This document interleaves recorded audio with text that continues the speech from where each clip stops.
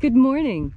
Today is Friday, August 13th, 2021. Welcome to Column Hinge at Alpha Omega. We're located halfway between Death Valley and Las Vegas. Halfway between Joshua Tree and Area 51 in the Mojave Desert of the Southwest United States. Good morning and welcome back to the most unique live stream ritual on the entire internet. You have found your way to the lost magic of Jesus revival. What you're about to experience is an anthropological and archaeological reconstruction of an ancient Christian ritual from 1769, rediscovered by archaeologists in Egypt.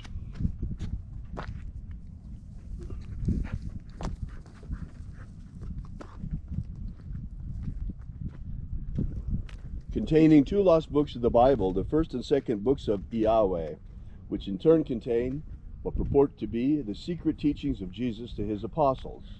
Part of that collection is an amazing system of magic called the opening of the treasuries of light. I'm Bishop David Griffin. I'm Bishop Leslie McQuade. And this is the lost magic of Jesus revival. The sun is the dispenser of light to the earth. May the living light of the God Force inflame our souls with abundant life. Our destiny lies amongst the stars, and to the stars humanity shall ascend.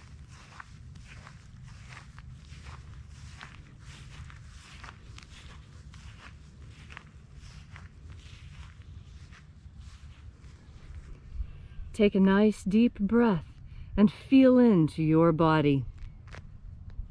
Breathe deeply. Feel each breath as it moves through you. Follow your breath as the sensations on your skin expand and stretch. And as you are breathing deeply and feeling deeply into each and every part of yourself, visualize yourself as the tree of life, however it is you imagine that tree to be, and grow your branches up high into alpha sky. Drive your roots down deep into omega earth. I call on you in the east, alpha.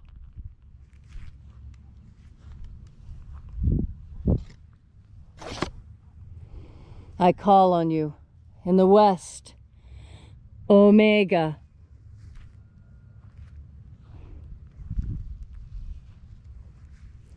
I call on you in the north, alpha.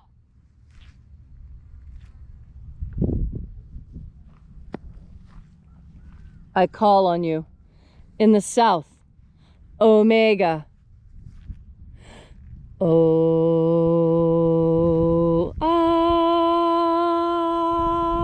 Alpha. At omega. The beginning. And the end. And the path of the age between. Sunrise. And sunset. And the path of the sun between. Birth.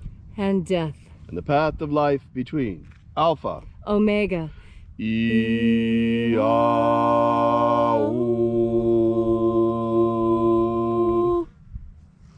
This morning we'll be invoking the 21st treasure of light. Angels of the 21st treasury, attend. Watchers, we know your names. So stand aside and grant us entry into the 21st treasury of life. Ozaz. Ozaz. Eloes. Eloes. Azaias. Azaias. Let the watchers withdraw and let us enter into the 21st treasury of light. And there are 12 heads in my Father's treasury. And these are the names that are in the places when they sing praises to my Father, and he gives light power to them.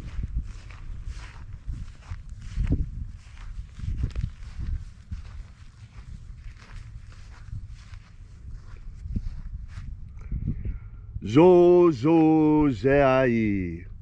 Zozozai.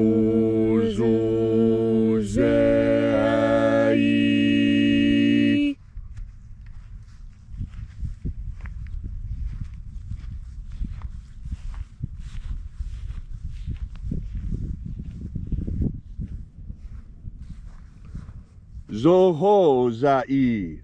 Zohozai.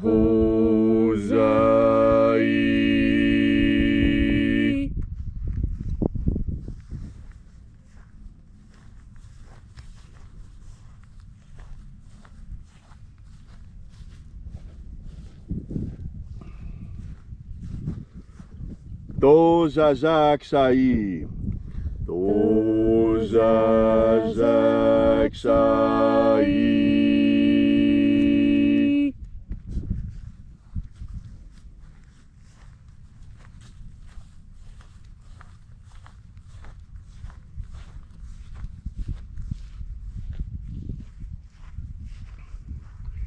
Naoza e iai.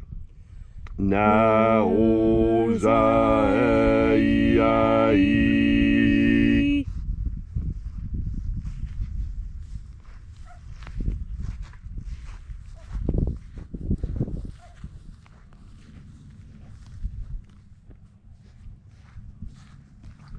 Marazaz. Marazaz.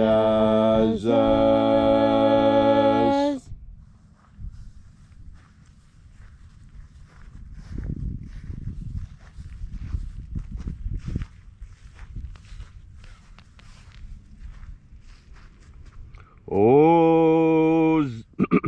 Zaaz. Ozaz.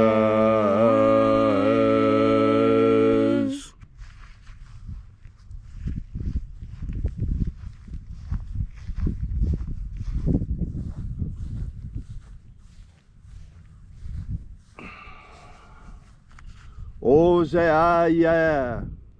Ozaia.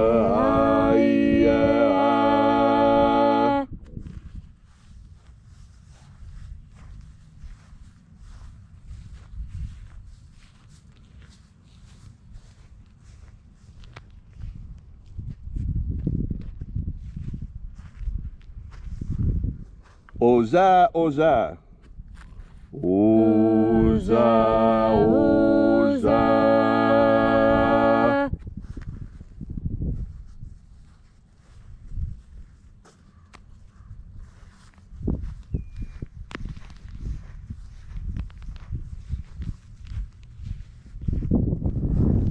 Oschozoza. Oschozoza.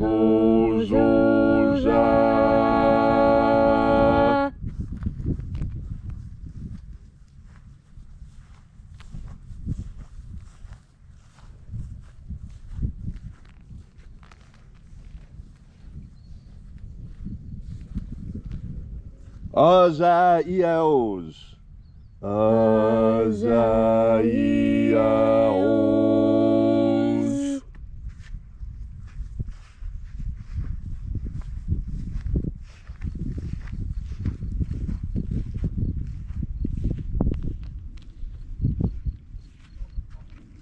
Naya ozaze. Naya ozaze.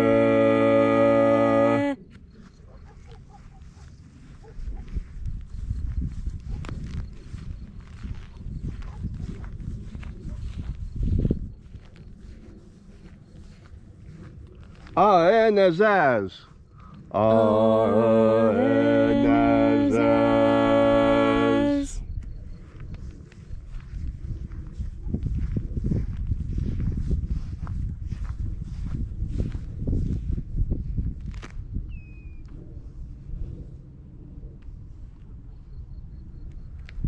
So we completed our journey through the places, invoking each of the 12 mighty angels' head in its proper place and proper rank, until at length we came into the place of the midst, the place of the middle, the place of the center, the place of the Father of the treasure of life. O Father of the 11th treasure of light, by your cipher and by your name we invoke you, O Azi Ai. O Azi Ai. Let the divine light descend. It is the intention of this ritual and our fervent prayer to establish human liberty worldwide. Establish human liberty worldwide. Abolish slavery in all its forms. Abolish slavery in all its forms. And set our people free. Set our people free. Establish a pro-human future. Establish a pro-human future. And protect humanity's genetic code. Protect humanity's genetic code. Restore the purity of our air. Restore the purity of our air. Of our water. Restore the purity of our water. Of our food. Restore the purity of our food. And our medicines. Restore the purity of our medicines. And the integrity of our elections. Restore the integrity of our elections. All these things we ask in the name of the living Jesus. Amen. Amen. So mote it be. Take a moment now to again feel into your body. This ancient magical rite we are doing together helps you experience more God Force energy. This energy permeates our universe, and physicists have found that there is, in fact, an invisible force 5 times stronger than gravity, holding everything we experience together. How is that? I'll tell you how it is. Because we are a miracle. Humanity itself is a miracle, and living on this earth in this thin skiff, there's the tiniest skiff of life on this planet. Just such a small, thin space. Although to us it seems enormous. My goodness, what, there are miles of sky over our head. Not really. Not really. Not as much as you might think. Go up 100 miles and you can't breathe. We are that liminal zone. We are that space between life and death, between matter and energy, spirit and flesh. We are the liminal zone. A liminal zone is a place where 2 things meet, 2 different things. So the beach, the place where water and land meets, that's a liminal zone. The transition between one day and the next, that is a liminal zone. When you are en route, going from one place to another, that puts you in a liminal zone. And it is in that place of between, that we find ourselves so constantly and so consistently as humans. This is part of what makes us magical. We walk with one foot on the earth and our heads in the sky. We are able to have an interior experience and an external experience simultaneously. These are the mysteries that this earth has given us. These are experiences unknown to all the other creatures filling all the other dimensions. There are so many levels of life right here beside us. The best example I can think of is death itself. There's a beautiful poem that I've heard read at nearly every funeral I've ever attended. And it's called, I'll Be Right Back. I'm not exactly sure the name. But that's how it feels. Because in the poem, the author is saying, the author is the dead person. And the dead person says, do not worry, I haven't gone far. Think of me as only being in the next room. I am here with you. You just can't see me or talk to me, but I'm just in the next room. And that is the most powerful poem to me because it so accurately describes the experience that I have had with death. That when death arrived in my family, it was as if the person was just in the next room. And the difference was, they were yelling. I could still hear this person. And that's what I'm telling you now. Those people that you miss, the ones who have gone on ahead, they are as close as the next room. They're in the next dimension, right beside us. In fact, that other dimension is right on top of ours. Dimensions are stacked upon each other, one on top of the other, such that what we do in this dimension affects the others, such as the things that happen in those other dimensions affect us as well. And when we move on into that next dimension, there is still contact with this one. This is why we can talk to our ancestors through ancestor veneration, a practice all over the world, nearly ubiquitous. It is almost a cross-cultural constant, if not for Western culture. We venerate one ancestor above all others, and that's our Master Jesus. Because he was the one who taught us and showed us the reality of that spirit world.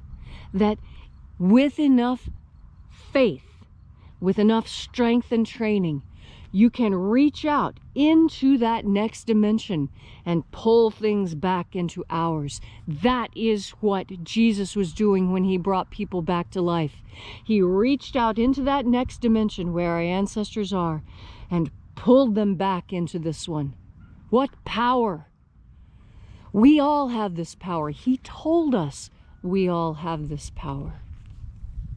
And he too is as close as the very next room. We need only have faith in this idea. Our faith will move mountains. Our faith is the key. It's the connection between this world and the next and the world after that. Physicists know these dimensions are connected. This is why it is hypothesized that we are experiencing interdimensional visitations. Because our actions on this earth are having ripples throughout the rest of the dimensions, such that the inhabitants of those other dimensions seek to come into ours and change things. We cannot let this happen. We must be strong. It is our duty to protect this dimension, to protect where we live. We live here, and we will not accept anyone coming any closer to us. This is the boundary. This is the liminal zone that we protect. And as protectors of this boundary, as protectors of this dimension, we fuel ourselves with the divine. Everything I have said will become clear to you, and this great mystery will be revealed to you once you have opened your heart and taken in just one more deep breath of God force. Thank you, Leslie, for that beautiful message. If you'd like to know more, be sure to drop at our website at alphaomega.church. We'll see you again tomorrow, same time, same place, and until then, have faith and expect a miracle. And until we have the pleasure of each other's company again, may the God force run strong within you. And as always, may your magics work better than expected. And for those of you who are still here, I want to show you something special. Now, you might have noticed that I don't pull weeds around the fence line, and I'm going to show you why today. You see, these weeds are protective. These are tumbleweeds. And the tumbleweeds, well, that one's actually amaranth. These tumbleweeds, some of them have thorns, not all of them. But they're a barrier, you see. With the weeds here, you can't get that close to the fence. Now let me show you what happens when there's no weeds at the fence. You see here? See how the donkeys have come through? The wild donkeys have come through, and they have trimmed off everything. See how they could reach over it?